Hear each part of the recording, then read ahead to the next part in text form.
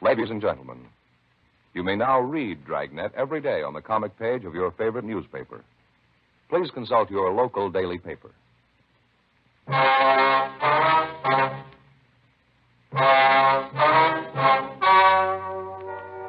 The story you are about to hear is true. The names have been changed to protect the innocent. Fatima Cigarettes. Best of all, king-size cigarettes brings you Dragnet on both radio and television.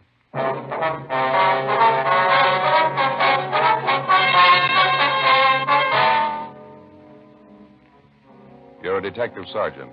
You're assigned to bunco detail. A team of confidence men are taking thousands of dollars from the people of your city. Their method of operation? Posing as solicitors for different charitable causes. There's no lead to their whereabouts. Your job?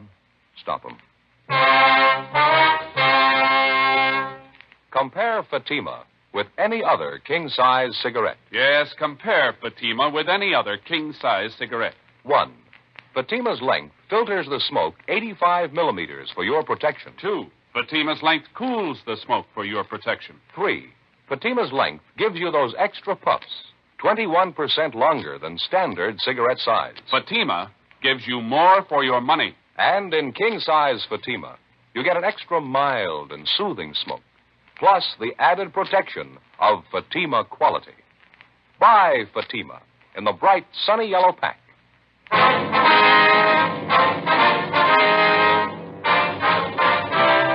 Dragnet, the documented drama of an actual crime. For the next 30 minutes, in cooperation with the Los Angeles Police Department, you will travel step by step on the side of the law through an actual case transcribed from official police files. From beginning to end, from crime to punishment, Dragnet is the story of your police force in action.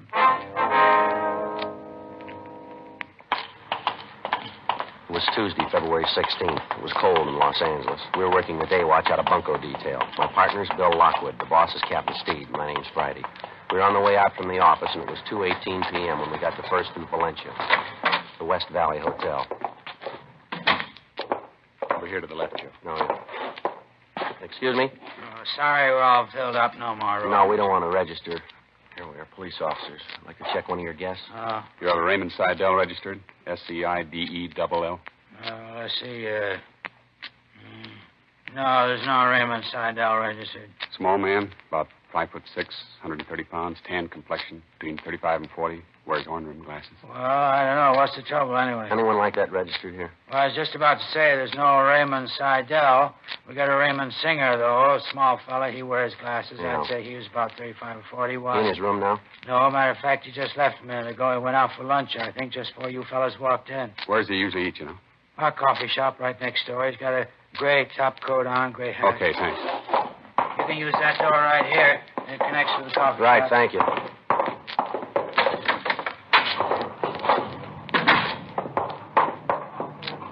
Spot him?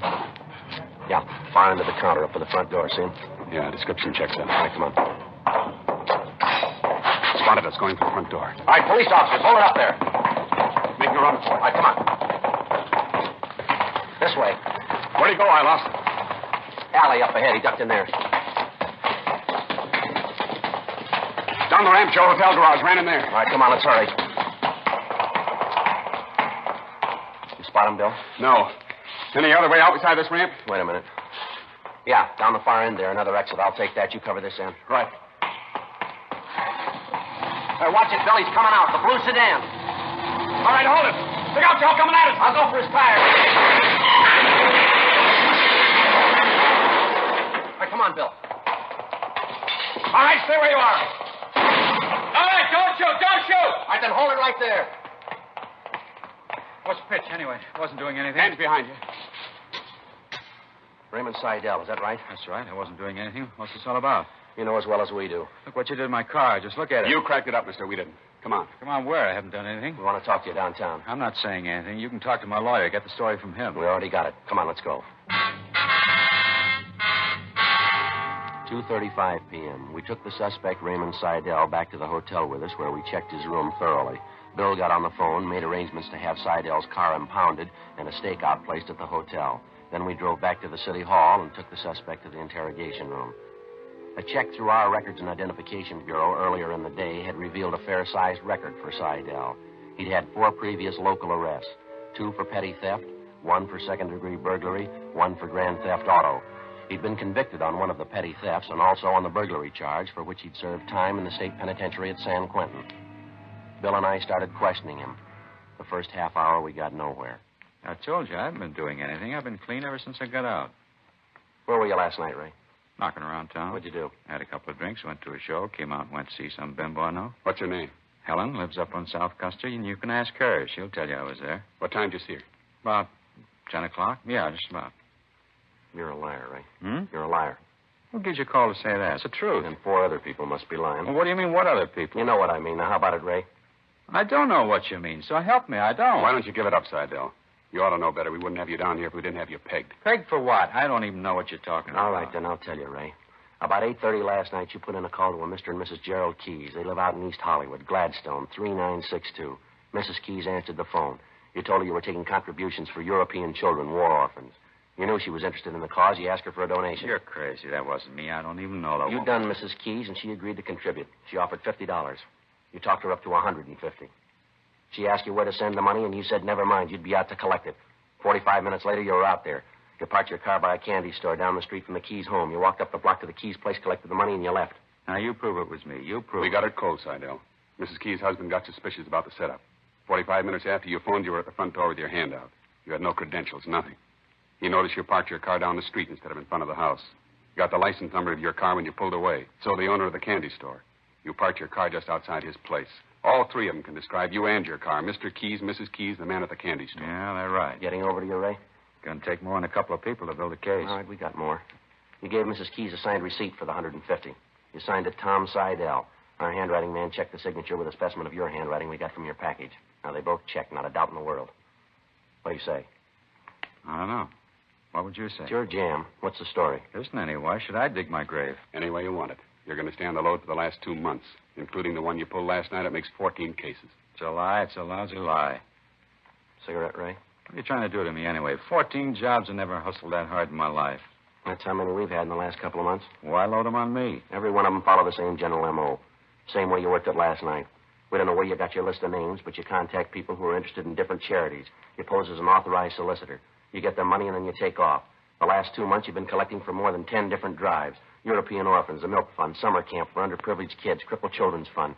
The people give their money in good faith, and you take off with it. Look, will you Your wait a M.O. minute? follows all the way through. It's a sour racket, Ray. We're going to lean hard on you. I said, will you wait a minute? No, when I'm done, I'll give you the story. Yeah? I'm not taking the whole load on my back. I'll cop out to the one last night, but that's all. You look good for all of them. Look, will you give me a chance? The one last night was a first try for me. It's the only one I ever tried. I'm squaring with you. I was crazy even to make a pass at it. I should have known better. I'm not a bunk man. We already told you, Ray. Last night's a close match with the other jobs. You say you'll cop out to 1. How do we account for the other 13?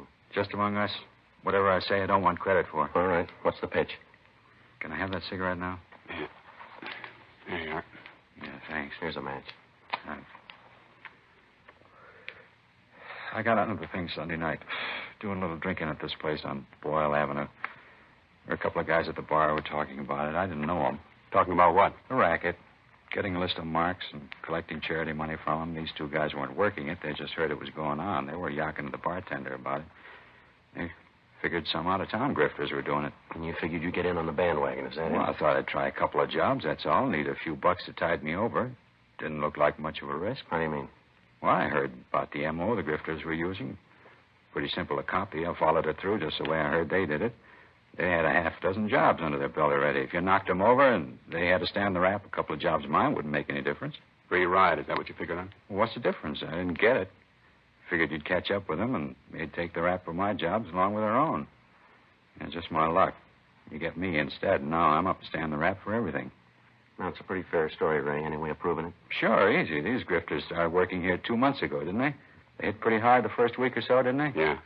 Well, I wasn't even in town then. Wasn't here the whole month. I was up in Monterey. Any way of proving that? Sure, ask the sheriff up there. Huh? Ask a sheriff. He'll tell you. Why should he know anything about it? He ought to. He had me in jail the whole month.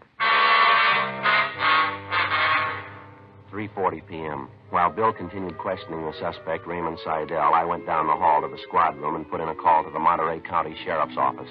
They confirmed Seidel's story. He'd been arrested in the town of Monterey December 13th, approximately 2 months before, on charges of vagrancy and suspicion of robbery. He was confined in the county jail there from December 13th to January 15th, the same period of time during which the unidentified bunco men had started their campaign of falsely soliciting funds for various charities. While the information cleared Seidel of any part in the bunco charity operations throughout the city that month, he still had to answer for his actions the night before, soliciting contributions falsely from the couple out in East Hollywood, Mr. and Mrs. Keys. After his statement was taken, Bill Lockwood and I drove Seidel to the main jail, where we booked him in on suspicion of 488 PC, petty theft. Further investigation the next day and a half seemed to indicate that the last story we got from Seidel was pretty close to the facts. It was the case of a small-time thief imitating the apparently successful formula of a veteran team of bunco artists, an imitation which in the criminal world is far from unusual. A week passed. Despite the broadcasts, the bulletins, and the special notices we'd gotten out on the suspects and their operations, there were 3 more cases reported. One of them came from a Mrs. Teresa Guilfoyle, the woman in charge of the crippled children's home. Bill and I drove out to talk to her. This is the first thing I want to show you, officers. What's that mean? This way, please. Go ahead, Bill. Yeah. Yes, ma'am? Come here, sweetheart. There are 2 gentlemen here I'd like to have you meet.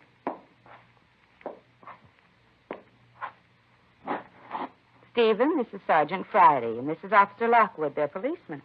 This is Stephen, officers. He's 3 years old. Well, how are you, Stephen? Hello, son. He'd like to say hello, officers, but he can't. His legs aren't his only trouble. He can't hear. He can't talk either. Oh, it's too bad. You're learning, though, aren't you, sweetheart? You bet you are. A little while with us, and you'll be talking a blue streak. All right, honey. You run along and play now.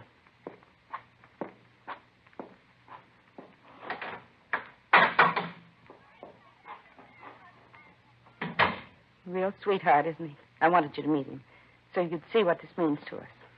When I look at children like that, this whole mess just makes my blood boil. Yes, ma'am. We see what you mean. It's hard enough getting people to contribute money to keep this place open, help those poor kids to walk and talk. Thieves have to make it even harder. The way things are, I can't see how we're going to get through the year. Oh, how much do you estimate it's cost you, Mr. Guilfoyle?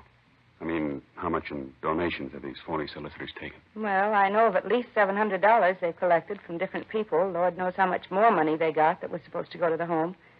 I suppose a lot of people still think they gave their money to the right person. Well, did you receive the notice we sent out about 6 weeks ago, ma'am, about how these thieves operated? Yes, I did. I made a special note of it. When we sent out our annual appeal letter to our regular donors, most of your notice was incorporated right in it. Mm-hmm. I don't know what happened. I guess they didn't pay any attention to it. When did you first find out something was wrong, ma'am? It was yesterday morning. One of our regular donors, Mr. Baxter, called me. He wanted to know if we received his contribution all right. He wondered because he didn't receive his regular thank you note. That's when he told me about this man who came to his house and collected the money. I see. As soon as I heard that, 2 of the other girls and myself got on the phone and called every one of the regular donors. There were 10 of them, just like Mr. Baxter. Gave their good money to help these tots, and we never received a penny of it. I've got all their names and addresses here if you'd like them. Yes, ma'am. You're welcome to them if you want them. Yes, that'll be fine. We'd like to check with each one of them. Now, this is the complete list, all the regular donors who contributed and their money wasn't received. Is that right? Well, yes, sir, all those we know of. There's probably a lot more, I suppose. You've been in police work for a few years, haven't you, Sergeant? You must have met all kinds. Yes, ma'am, I suppose so. What kind would you say these men are? I mean, going around and stealing the little regular income we have from donations. What kind of persons can they be? Well, there's thousands of them, Miss Guilfoyle. They walk every city in the world. They want money. They want everything that goes with it. They'll do anything but work for it. But the money these men are stealing, they must know it's for these crippled children to help them walk again, help them talk, little kids like Stephen. Yes, ma'am. And these men call themselves human beings. And they take help away from a child like that. Humans. I couldn't be more ashamed of them. Ashamed to live in the same city with them. Yes, ma'am. You'd think God would punish them. You'd think God would come down and punish them right now. Well, maybe he's even ashamed.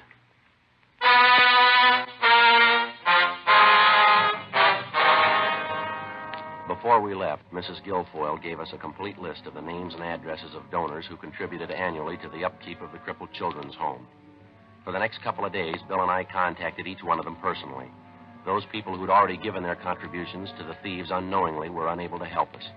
Their descriptions of the men who solicited money from them in the name of the crippled children's home generally duplicated the descriptions we'd gotten from the previous victims. None of them were very detailed, but they did seem to confirm our theory that there were 2 or more men involved in the bunco operation. Receipts for the money they'd given the thieves were signed either by a Fred Wellman or a Norman Archer. The handwriting varied in each case. Those donors on the list who had not yet been contacted were the best hope we had of reaching the suspects. Since the Crippled Children's Home appealed for funds only through the mail, we advised these people to get in touch with us immediately if anyone contacted them by phone and asked for contributions. A few more days passed. Monday, February 27th.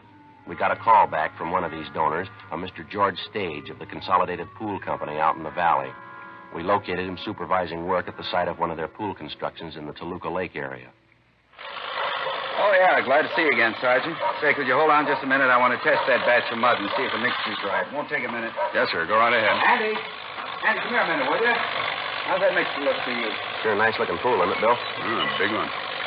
Sure be nice to have, wouldn't it? Yeah. Why don't you look into it? It's about all I could afford to do right now. Look into it. Okay, Sergeant, 6 to an even. Want to go over by the truck, do some of this racket so we can talk? All right, that's fine. I hope I got something for you. Not sure if it'll be worth anything to you. You said on the phone you got a call last night. Well, I didn't. My wife did. They wanted to talk to me, but I wasn't home yet. Out finishing a pool for some folks in Encino. Uh-huh. Have a seat there if you want. Clean off this running board for you. Oh, that's all right. Fine. Good.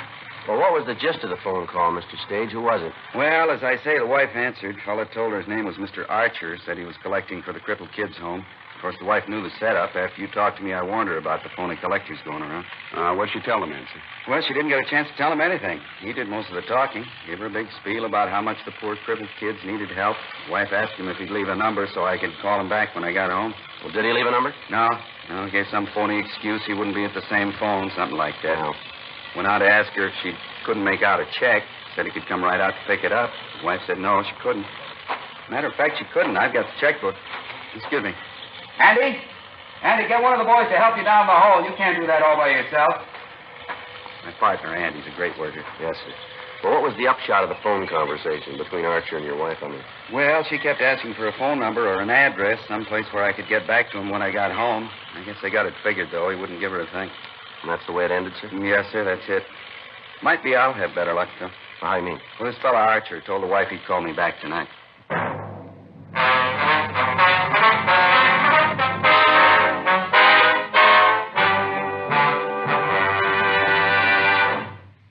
You are listening to Dragnet, authentic stories of your police force in action. Because of its quality, its extra mildness, its better flavor and aroma, more smokers coast to coast are switching to king-size Fatimas every day. Prove Fatima quality yourself. Compare Fatima with any other king-size cigarette. 1. Fatima's length filters the smoke 85 millimeters for your protection. 2.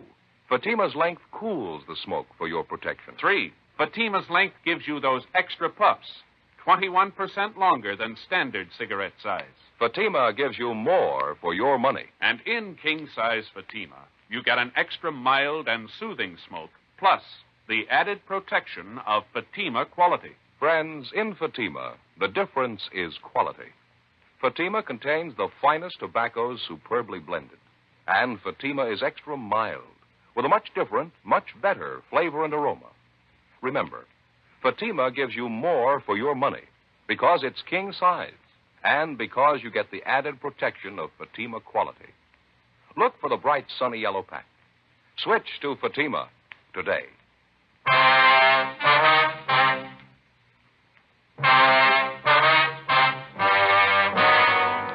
Monday, February 27th, 1:30 p.m. As soon as we found out there was a possibility that one of the bunco suspects might contact the potential victim, George Stage, that night, Bill and I started making arrangements to be ready for him. At 6:45 p.m., we were at the Stage home when the suspect telephoned. He identified himself as Norman Archer. George Stage followed our instructions to the letter. He agreed to make a contribution and asked Archer to call at his home to pick up the check. He set the date for 9 o'clock that night to allow us enough time for preparations. We got in touch with Lieutenant Lee Jones at the crime lab, and he sent out 2 of his sound technicians with a microphone set up and a tape recorder. By 8 p.m., the installation was complete. The microphone concealed in the living room of the Stage home and the tape recorder set up in an adjoining room. Bill and I were stationed at the recorder in the bedroom. 8:30, 8:45. We waited. 9 p.m., 9:05. Somebody at the front door. Yeah. You want to give me that headset, Bill? Here you go. Thank you. Okay. Want to turn on the recorder? Right, Joe.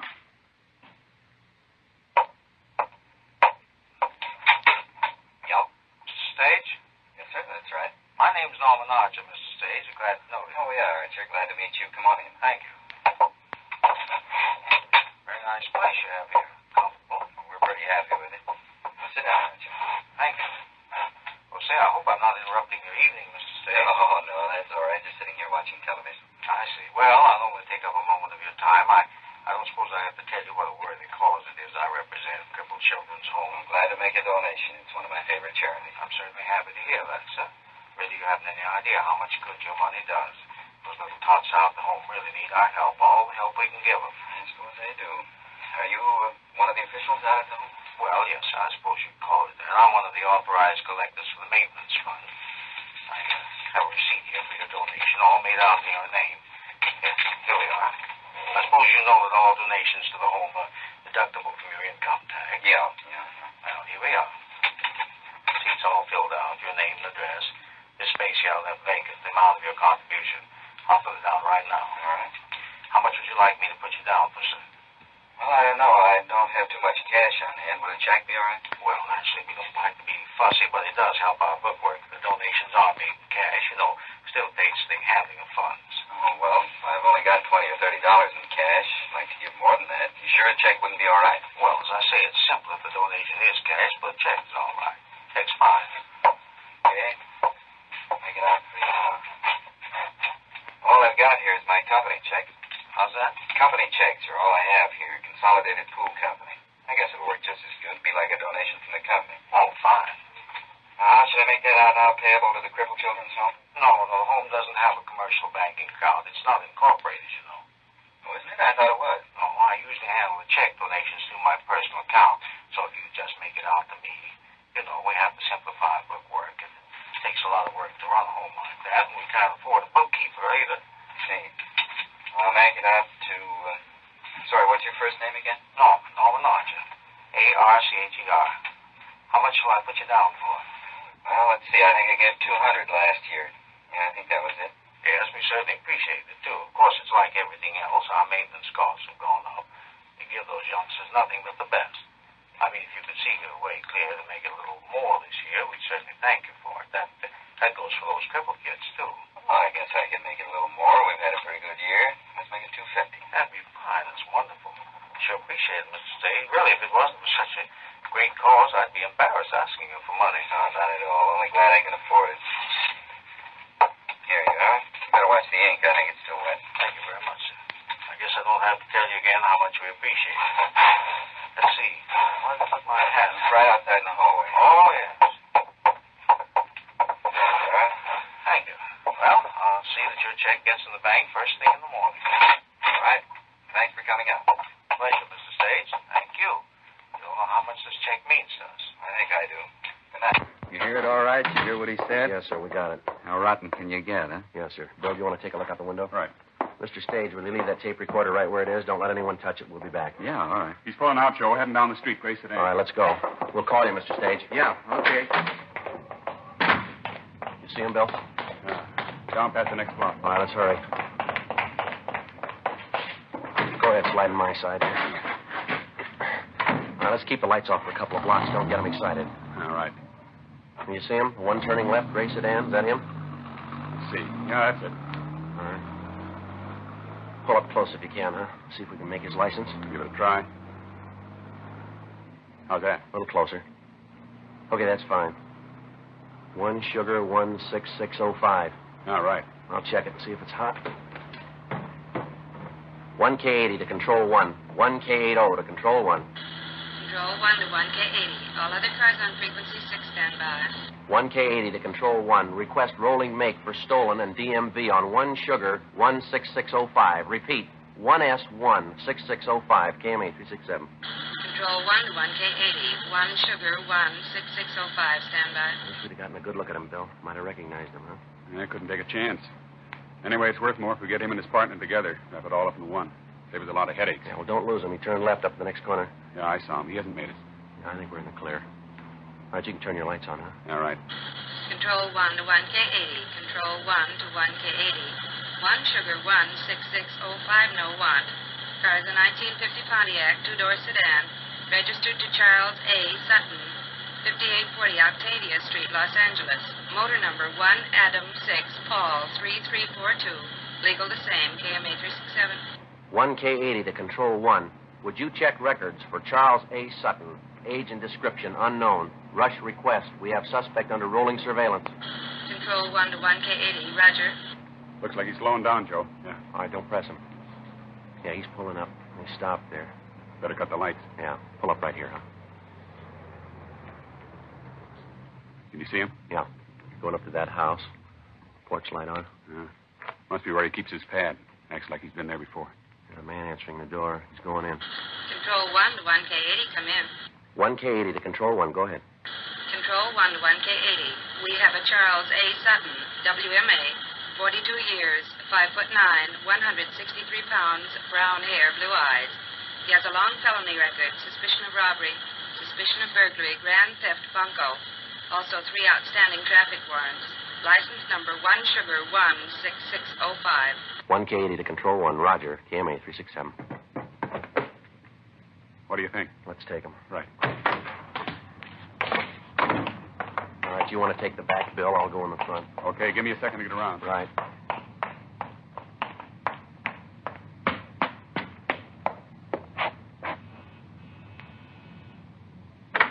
Yeah? Police officer, want to talk. All right, come on, open it up. Cops, hurry, the cops!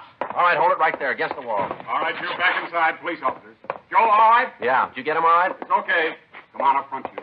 What are you trying to do? What's this all about? We'll talk downtown. You know what it's all about. All right, over next to your partner. What are you doing anyway? You haven't got anything on us. You want to get the cuffs on him, Bill? Stand still, both of you. Here's mine. What's the pitch here anyway? Harry and I haven't done anything. Busting in here like this, private house, you got no business here. $250 says you're wrong. What? This check in your right-hand pocket. All right, come on, let's go.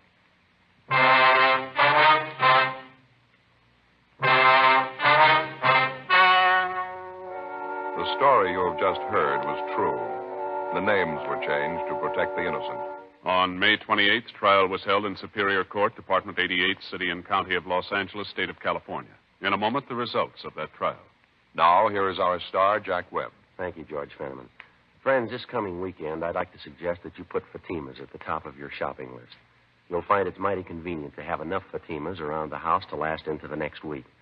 When you shop, just look for the bright, sunny yellow carton. You'll find Fatima gives you an extra mild and soothing smoke. And remember, Fatima gives you more for your money because it's king size and because you get the added protection of Fatima quality. Get a carton tomorrow. Fatima.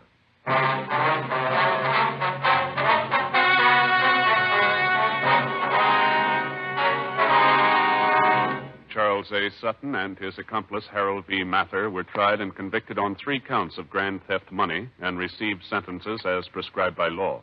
Grand theft is punishable by imprisonment in the state penitentiary for not less than 1 nor more than 10 years. The initial suspect, Seidel, pled guilty to petty theft and received a sentence of 1 year. Cases from official files. Technical advice comes from the Office of Chief of Police W.H. Parker, Los Angeles Police Department. Technical advisors Captain Jack Donahoe, Sergeant Marty Wynn, Sergeant Vance Frazier. Heard tonight were Ken Peters, Virginia Gregg, Vic Rodman. Script by Jim Moser. Music by Walter Schumann. Hal Gibney speaking. King-size Fatima, made by the same people who make popular Chesterfield cigarettes, has brought you Dragnet, transcribed from Los Angeles.